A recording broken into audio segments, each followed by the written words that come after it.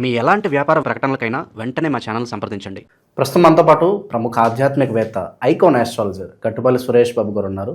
జనవరి మాసంలో ధనుసు రాశి వారి పరిస్థితి ఎలా ఉంటుందో గురువు గారి నుండి తెలుసుకుందాం. నమస్కారం గురుగారు. జై శివనారాయణ. సో 2026 జనవరి మాసం ధనుసు రాశి వారి పరిస్థితి ఏ విధంగా ఉంటుంది? ఆ సంవత్సరంలో మొదటి నెల ఎటువంటి అదృష్టాన్ని వీళ్ళకి తీసుకురాబోతుంది? ఎటువంటి జాగ్రత్తలు తీసుకోవాలి వీళ్ళు? ధనుసు రాశి అనగానే ముందుగా ఒక రెండు మాటలు. దానికన్నా ముందుగా కూడా నూతన సంవత్సర శుభాకాంక్షలు. జనవరి మాసమైనా ద్వాదశ రాశుల వారు అందరూ బాగుండాలి. ఆ రాశులన్నీ బాగుంటే మనకు అంత పెద్దగా పని ఉండదు. ఇంకా అంతే కదా, జనానికి కష్టం వచ్చినప్పుడే కదా ఆ గురువులతో పని, ఆరోగ్యం బాగాలేనప్పుడే కదా డాక్టర్తో పని. కాబట్టి పని లేకున్నా పర్లేదులే కానీ బాగుండాలని కోరుకుందాం. ఇంకా అందరికీ కూడా నూతన సంవత్సర శుభాకాంక్షలు. ఇక ధనుసు రాశి వారి గురించి రెండు మాటలు చెప్పాలి. ముఖ్యంగా వీరికి ఆలోచన విధానం చాలా గొప్పగా ఆలోచించేటువంటి వ్యక్తిత్వం. యావత్ ప్రపంచ స్థాయి కూడా ఎక్కడే సమస్య వచ్చినా ధనుసు రాశి వాళ్ళు ఉంటే కనుక వారిని సలహా కోరితే ఎంత పెద్ద యుద్ధమైనా ఆగుతుంది. భారతం జరిగేటప్పుడు అర్జునుడికి కృష్ణుడికి మంచి అనుసంధానమైనటువంటి విధంగా ఉంటుంది. వారిద్దరిలో ఎవరైనా సరే ధనుసు రాశి వారు ఉన్నట్టయితే అంత యుద్ధం జరిగేది కాదు. భీష్ముడు కూడా అక్కడ యుద్ధం చేశాడు. కౌరవుల్లో కూడా ఒకరు కూడా ధనుసు రాశి వారు ఉండకపోయి ఉండొచ్చు.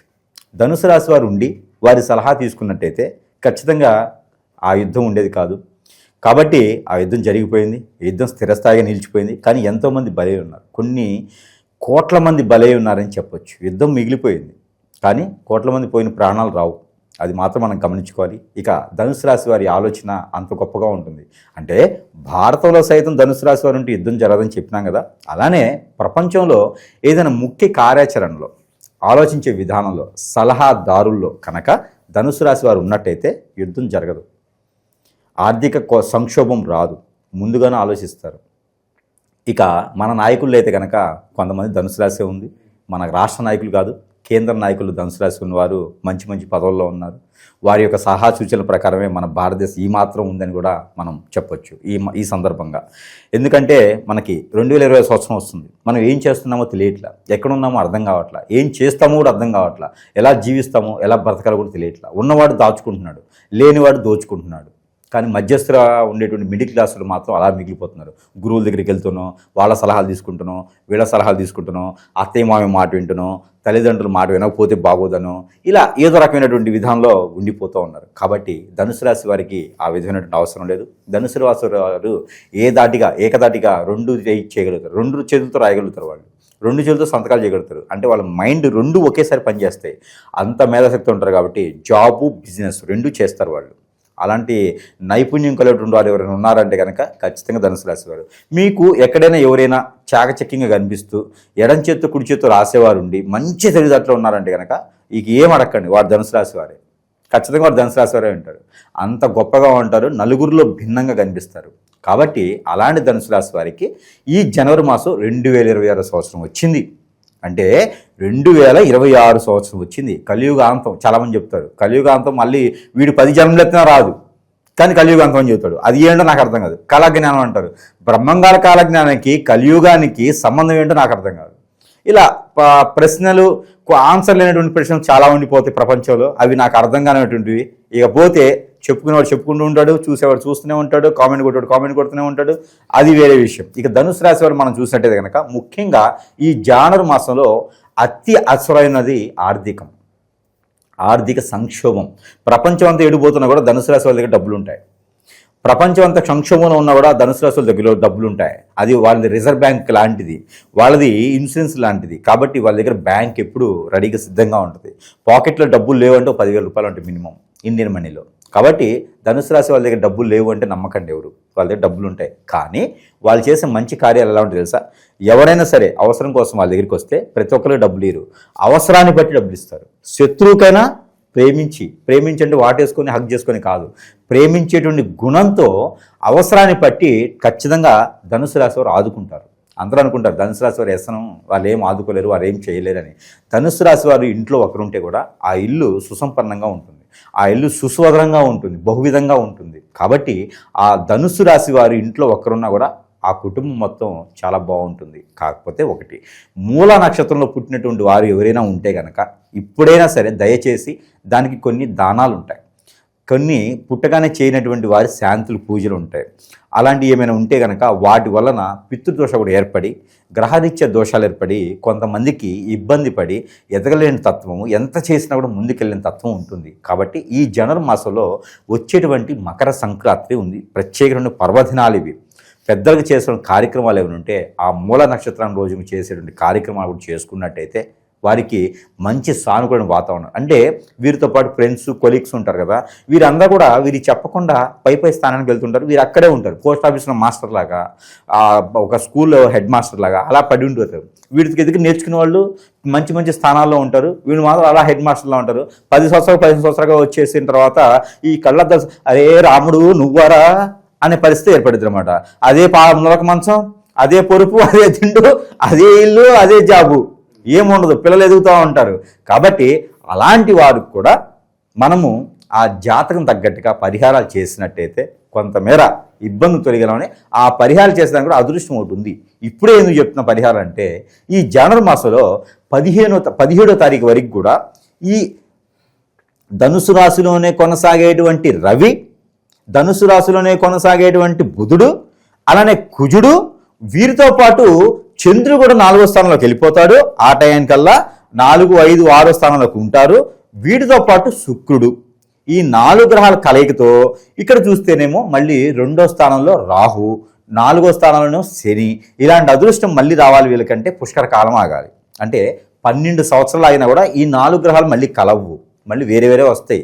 కాబట్టి ఈ యొక్క అదృష్టం ఇప్పుడు గనక వీరు పితృదోషాలకి, కాలసర్ప దోషం, నాగదోషం, కుజు దోషం, కలత్ర దోషాలు అంటే శుక్రుని సంబంధించిన దోషాలు, బుధుని దోషాలు ఏమైనా ఉంటే నవగ్రహ శాంతి, నవగ్రహ హోమం, నవగ్రహ పూజ, నవగ్రహాలకి అభిషేక, అర్చన, హోమ, యజ్ఞ, యాగ, జపాలు చేస్తే కూడా వారికి ప్రతిఫలం ఖచ్చితంగా ఉంటుంది.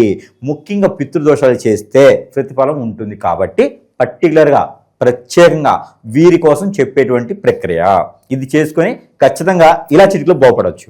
అదొకటి. ఇకపోతే రెండోది విదేశీయానం. ఈ నెల రోజులు వీరికి విదేశీయానం మానుకోవడం మంచిది. అసలు విదేశీ ఆలోచన మానుకోవడం మంచిది.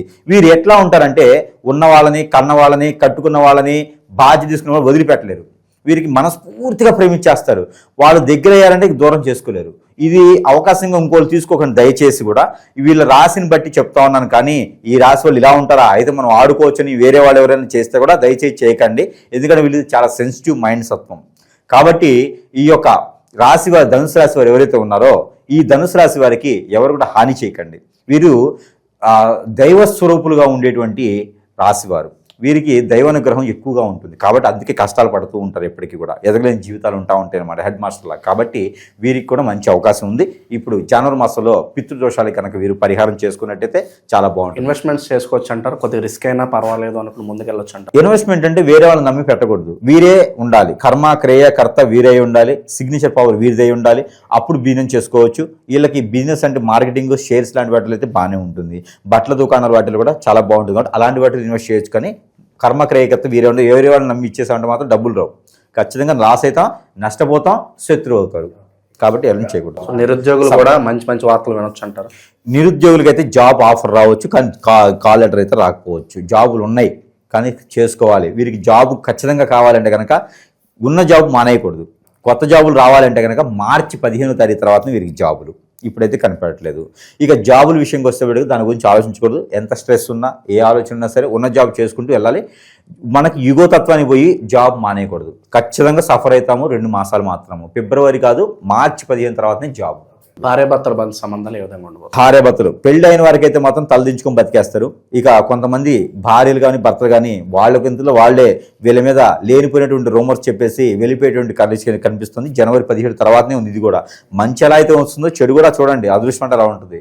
మంచి చెడు కలిసి వస్తూ ఉంటాయి అన్నమాట వీరికి. కాబట్టి భార్యలు ఏదైనా కొత్తగా పెళ్ళైన వారు అర్థం చేసుకున్న వారి అయితే కనుక భర్తలు కావచ్చు, భార్యలు కావచ్చు వెళ్ళిపోయేటువంటి యోచన, ఆలోచన, కొంతమందికి అయితే విడాకుల వరకు వెళ్ళేటువంటి యోచన అయితే కనిపిస్తుంది జనవరి మాసంలో. కాబట్టి ఏం పర్వాలేదు, బాగాలేదు ఏమైనా మళ్ళీ అర్థం చేసుకొని వారే దగ్గరికి వస్తారు. ఈ యొక్క మాసం మొత్తం కూడా పిల్లల గురించి, పెళ్లి గురించి, భార్యల గురించి, భర్తల గురించి అయితే ఎక్కువగా ఆలోచించొద్దు. ఎందుకంటే వెళ్ళే వాళ్ళని చూస్తుండండి, వచ్చే వాళ్ళని చూస్తుండండి. పోతూ ఏమి ఇస్తారు, వస్తూ ఏం తీసుకొస్తారు, అంతమించి వేరే ఏమి మనం ఆలోచించలేదు. కాదే రాశివారు మంచివారు కాబట్టి వీరి మంచితనానికి గుర్తించి వారి ఇంట్లో వాళ్ళు మళ్ళీ వెలగొట్టేసి లేదురా బాబు మీ భార్య దగ్గరికి వెళ్ళు, మీ భర్త దగ్గరికి వెళ్ళు అని చెప్పేసి మళ్ళీ పంపించేది ఉంది. కాబట్టి మీరు దిగులు పడకండి, బాధపడకండి, ఎక్కువగా స్ట్రెస్ అవ్వకూడదు. స్ట్రెస్ అయితే మాత్రం వీరికి ఆరోగ్య సమస్య ఖచ్చితంగా కనిపిస్తుంది. ఎందుకంటే రాహు 2వ స్థానంలో ఉన్నాడు. వీళ్ళకి హార్ట్ అటాక్, లంగ్స్ ఇలాంటి పోయేటువంటి సమస్యలు ఉన్నాయి. అందుకని ఎక్కువగా స్ట్రెస్ అవ్వకూడదు.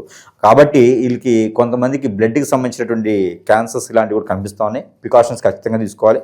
కొంతమందిలో సోరియాసిస్, పెరాలసిస్ కూడా కనిపిస్తూ ఉన్నాయి. కాబట్టి ఏజ్ని బట్టి 44-45 సంవత్సరాలు వచ్చిన వాళ్ళైతే కొంచెం ప్రికాషన్ తీసుకుని జాగ్రత్తగా అయితే ఉండాలి. ఇక విశేషంగా కొత్త సంవత్సరం మొదటి నెల అంతా మంచి జరగాలంటే ఎటువంటి పరిహారాలు బాగుంటాయి అంటారు వీళ్ళకి? గురువుని నమ్మకూడదు, ఏ గురువు దగ్గరికి వెళ్ళకూడదు, వీరి మూఢనమ్మకాలని చెప్పకూడదు. జాతులుగా నక్షత్రాలు ఉన్నాయి, రాసులు ఉన్నాయి, అన్నీ ఉన్నాయి, గ్రహాలు ఉన్నాయి, లగ్నాలు ఉన్నాయి, వీరికి గోచారం ఉంది, అన్నీ ఉన్నాయి. కానీ గురువుని నమ్మి గురువుకి సాష్టాంగ నమస్కారాలు, కాళ్ళు పట్టుకు లాగటాలు, గురువే దైవంతోనే గురువే దేవుడు అని చెప్పి చేయకూడదు. గురువే దేవుడు, దేవుని ధ్యానంలో ఉంటే సరిపోతుంది. ఎవరిని నమ్మేటువంటి యోచనలు వీళ్ళు ఉండరు. మామూలుగా అయితే అంత ఈజీగా ఎవరిని నమ్మరు వీళ్ళు. ఒకవేళ నమ్మారంటే మాత్రం ఖచ్చితంగా వాళ్ళు మంచివాళ్ళై ఉంటారు. మంచివాళ్ళని తప్పితే ఎవరిని నమ్మరు వీళ్ళు. కాబట్టి అలాంటి యోచనకి వెళ్ళరు వీళ్ళు. అనవసరం వాటిలో డబ్బులు ఖర్చు పెట్టరు, జాగ్రత్త దాచిపెడతారు. జాగ్రత్త దాచిపెట్టి ఎవరికైతే అవసరం వారికి ఇస్తారు. మంచి తత్వం ఉన్నటువంటి రాశి కాబట్టి వీరు జాగ్రత్తగా ఉండాలి. 2026 సంవత్సరంలో అన్ని పరిహారాలు చాలా ఉంటాయి. కానీ వీరికి అత్యద్భుతమైన పరిహారం కూడా ఉంటుంది. ఆ పరిహారాలు చేసుకోవాలి. ఆ పరిహారాల కన్నా ముందు ఈ యొక్క ధనుసు రాశి వారికి కొన్ని రకాలుగా ఉన్నాయి. అవి ఏంటంటే మనము మంత్రోచ్చారణ చేసినటువంటి వస్తువులు. వాటి వలన ప్రతి ఒక్కరు గురువు దగ్గరికి రాలేరు. గురువు దగ్గరికి వస్తే వేలకు వేలు అయిపోతూ ఉంటాయి. మంచి గురువులు ఎవరు ఎంచుకోలేరు. కాబట్టి వస్తువులే కదా, డబ్బు పోయినా వస్తువు వస్తుంది, అది వాడుకుంటే మంచి అయితే మంచిది, చెడైతే చెడవుతుంది. కాబట్టి మనం మంత్రోచ్చారణ చేసేస్తాం. భార్య భర్త దూరం అవుతున్నారు, ఆర్థిక పరంగా ఎదగలేకపోతున్నా, ఏ పని చేసినా ముందుకు రాలేకపోతున్నాను, నాకేదో అవుతుంది, అష్టదిబ్బంది అవుతుంది, ఇలాంటి చాలా ఉంటాయి. అనుకున్న జీవితం జాతక ప్రకారంగా నాకు లేదు అనుకుంటే కనుక ఖచ్చితంగా మనకి ఏదో జరుగుతుందనే కదా అర్థం. అవన్నీ కూడా మన దగ్గర రాకుండా ఉండాలంటే కొన్ని రకాల వస్తువులు పాజిటివ్ చేసుకోవాలి. ఇప్పుడు మనం తింటంతో మనకు ఓపిక వస్తుంది, కానీ తిన్నది అలానే ఉంటే రోగం వస్తుంది. కాబట్టి అలానే మనకి నెగిటివ్ కూడా ఉంటుంది. ఆ నెగిటివ్ పోవడానికి కొన్ని రకాల వస్తువులు మన దగ్గర చాలా రకాలు ఉన్నాయి. ఇంటికి ఉంటాయి, మనిషికి ఉంటాయి. కాబట్టి ముందుగా మనం చూసుకున్నట్టు కనుక వీరికి ఈ యొక్క సోపు, ఇలాంటి సోప్స్ ద్వారా భార్యాభర్తలు దూరమైనా, పిల్లలు పెద్దలు దూరమైనా, ఎక్కడైనా ఎఫ్ఐఆర్స్ పెట్టుకున్నా, ఎవరైనా మనల్ని బాధిస్తున్నా, ఇవన్నీ కూడా మనం వేయించుకోవడానికి ముందు అంటారు, మరుగు ముందు ఇలాంటివి ఉంటాయి. అవన్నీ పోయేదానికి ఈ రోజుల్లో చాలామంది ఆడపిల్లలు పాపం పెళ్లి చేసుకుంటారు, లవ్ మ్యారేజ్ అంటారు, రోడ్డు మీద పడిపోతూ ఉంటారు. నమ్మి మోసం చేస్తారు, నమ్మించి మోసం చేస్తారు. మగ పిల్లలు కానీ ఎవరైనా కానీ వాళ్ళు వీళ్ళని లేదు, అన్ని రకాల అసలే ఉన్నారు. ఇలాంటి వాళ్ళని తల్లిదండ్రులు బాధపడుతూ ఉన్నారు. వీళ్ళందరికీ కూడా చిన్నపాటి పరిహారం ఏంటంటే మనం మంత్రం చేసి ఇస్తాం. వాళ్ళు ఒక్కో దగ్గరికి రావడానికి ఆలోచిస్తూ ఉంటారు. వాళ్ళ కుటుంబం బయటికి ఎప్పుడు రాలేదు, ఇలాంటి తెలియదు, వాళ్ళకి ఏం చాలా అర్థం కాదు. చాలామంది ఇలా బలవుతున్నారు. నా దగ్గరే 12,000 మంది పైన ఉన్నారు ఇలా బలైన వాళ్ళు. అదేమంటే గురువు దగ్గరికి వెళ్తే గురువు బలి చేసే వాళ్ళు చాలామంది ఉన్నారు. గురువు అవసరం అయిపోతుంది, వాళ్ళ అవసరం వీళ్ళ అవకాశం అయిపోతుంది. వాళ్ళు బలి చేసే వాళ్ళు ఉన్నారు. హిప్నటైజ్ చేయడం, బ్లాక్మెయిల్ చేయడం, పని అవ్వకుండా చేయడం, ఇలాంటి చాలా నడుస్తున్నాయి. కాబట్టి ఇవన్నీ కూడా అరికట్టాలంటే మన వంతు మనం చేద్దాం లోకల్యానాథ్ కోసం. దానికోసం అయితే మంత్రం చేసినటువంటి వస్తువులు కొన్ని ఇవ్వడం జరుగుతుంది. దాంట్లో ఇది ముఖ్యమైనటువంటి సోపు. ఇది ఇంట్లో వాడించుకోవాలి, తినడానికి కాదు, ఇది రాసుకోవడానికి, రుద్దుకోవడానికి. దాంతోపాటు ఈ యొక్క ఒత్తులు, వారికి ఏ సమస్య ఉంది ఆ సమస్యను బట్టి ఈ ఒత్తులు అయితే ఉంటాయి. ఈ ఒత్తుల లోపల యంత్రాలు ఉంటాయి. దీన్ని పెట్టుకొని కాల్చుకోవాలి. కాల్చుకుని దీని వైపు కూర్చొని చూస్తూ ఉంటే మనలో ఉన్నటువంటి సమస్యలన్నీ కూడా ఇలా చిటికలో పోతాయి. కాబట్టి ఇది ఒకటి కోర్సు ఉంటుంది. ఈ ఒత్తులు కూడా పనిచేస్తాయి. దీంతో పాటు ఉంగరం, ఈ రాశి వారు కనుక కొన్ని ఉంగరాలు పెట్టుకుంటే మంచి పని చేస్తుంది. ఈ రాశి వారికి సమస్య కాదు, నాకు వారి పని ఏంటి, వాడి అవసరం ఏంటి, జాబా, గ్రోతింగా, బిజినెస్సా, మ్యారేజ్ అవ్వడమా, లైఫ్లో సెట్ అవ్వలేదా, ఎవరు మాటనట్లేదా, ఏదైనా చెడు క్రియేట్ జరిగిందా, ఇలా వారి సమస్య ఉందో చూసుకొని ఆ సమస్యను బట్టి ఉంగరం ఉంటుంది. మన ఉంగరం కూడా యంత్రాలు ఉంటాయి లోపల ఎదగడానికి జీవితంలో, ఎలాంటి నరదిష్టి రాకుండా ఇవన్నీ కూడా వేసుకొని ఇస్తాం అన్నమాట. ఈ ఉంగరం కూడా ఉంటుంది. వీటితో పాటు దేవుని జ్ఞానం కూడా కావాలి మనకి. ఇలాంటి వస్తువులు సమస్యను బట్టి ఇచ్చేదానికి ఉంటుంది. వీటితో పాటు మనకి సరస్వైన ధరల్లోనే వారి చెంతకే చేర్చడం మన దగ్గర లభ్యపడుతూ ఉంటాయి. దీంతోపాటు దేవుని యొక్క జ్ఞానం, దేవుని యొక్క ఆశీర్వాదం కూడా కావాలి.